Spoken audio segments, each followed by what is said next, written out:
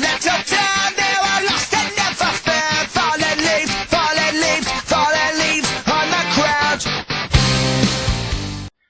I really like the story of the film, and let me explain why I actually did, because it's not the most original story. It's pretty much two guys go and try to retrieve an item and bring it back for whatever reason. It's very much like a mercenary or a bounty hunter kind of story, I would say, because it's just them retrieving something or them killing something, coming back or something like that.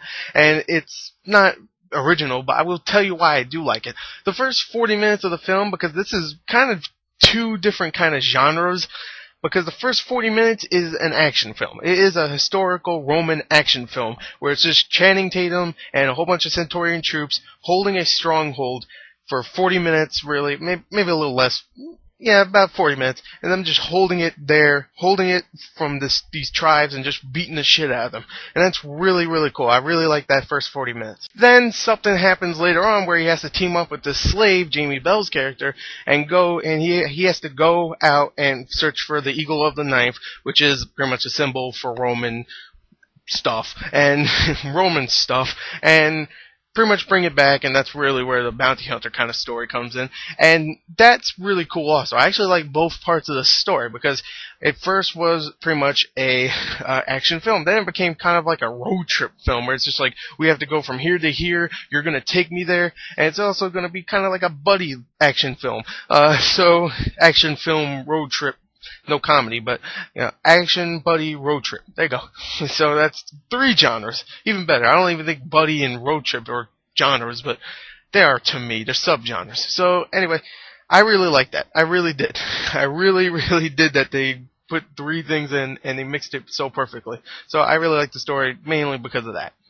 I really like the acting in the film, which is surprising because of the main lead, who is Channing Tatum, who is not a great actor. I thought he's pretty good in some stuff. G.I. Joe, I didn't think he was that bad. Other stuff, Step Up, I hate all the movies, but the first one, if I had to say, is good. If I had to say which one's the best out of the Step Up movies, it's the first one. So, because at least the main character is about 2% likable. So, yeah, he's pretty good in some movies. He's okay in some movies. I shouldn't say pretty good. He's okay. And this one, I thought he was great. I love that he got rid of that accent that he always has in every one of his movies.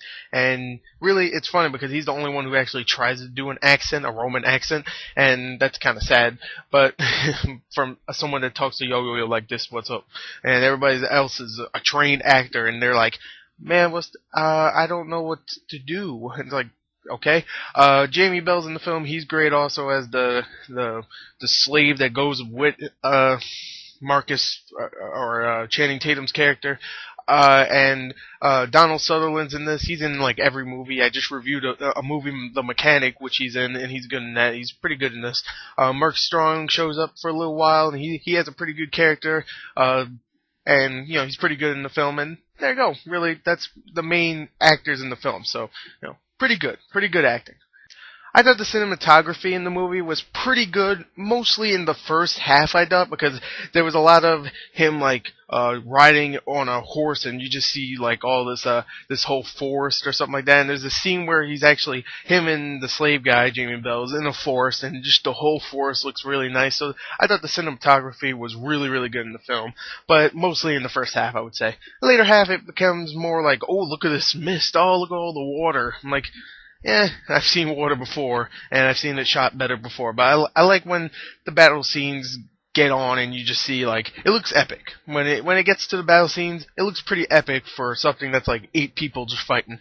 So, yeah, I thought the cinematography made some stuff actually a little better. So, yeah, cinematography was pretty. I thought the action was actually pretty good in the film. Many people out there are saying, it's shot too close, you can't see what the hell's going on. I'm like, I understood what everything was going on. There was a lot of cool little parts. They didn't make the main characters, like, super freaking badass, where they're just like, yeah, I'm not going to get cut at all. Later on in the film, Channing Tatum's character gets hurt and stuff, and it actually really wounds him, and sometimes he just falls over and stuff, and it's like, he's not the badass character. He's not like, I'm Master Chief. No, it's like, he is a human being. I like that. action was pretty good because of that part, man. Every cut makes makes a difference in the battle for the main characters, and I did really like that. So, yeah, the action was pretty good. There wasn't that much action for a 2-hour movie, but still, pretty good.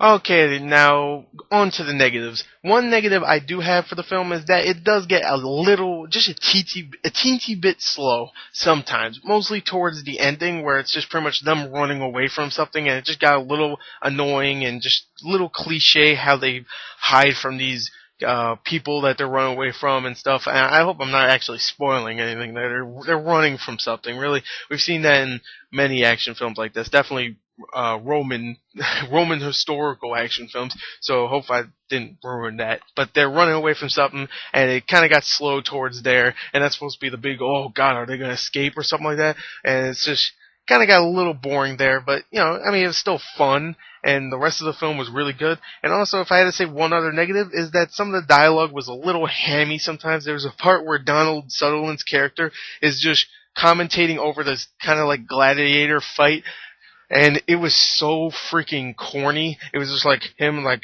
this kid doesn't deserve this. And he's just commenting over it, and it's like, oh, wasn't this fun? And I'm like, oh god, it's so corny. Some of this dialogue is pretty corny. So that's really the only negatives I have for the film. So overall, I really, really enjoyed The Eagle. I'm really surprised how bad the reviews are for this film, because at first it was getting really good reviews, now it's just getting pretty bad ones, and it's like a 35% on Rotten Tomatoes. I usually don't agree with critics, and I don't agree with this one. I think this is probably the best film I've seen this year, and I'm really, really surprised how good it is. I didn't go into this thinking it was going to be good, so maybe that's why. Maybe some people were expecting it to be good because of the director that made this made The Last King of Scotland and a bunch of other great movies. But I don't know. I didn't go into this thinking it was going to be great. I thought it was going to be fun, and it was fun, and I really enjoyed it. The characters were great. I'm going to give it an 8.7 out of 10. I don't think it's a 9.5 or anything, but 8.7 seems like a good score for me. So anyway, there's my review for The Eagle, 8.7. Remember to follow me on Twitter and friend me on Facebook if you want to know what I'm going to do in the next future, not this one, the next one. So anyway, there you go. There's my review for The Eagle. Thank you. Also, the links for the Twitter and the Facebook is going to be in the description. So thank you and goodbye.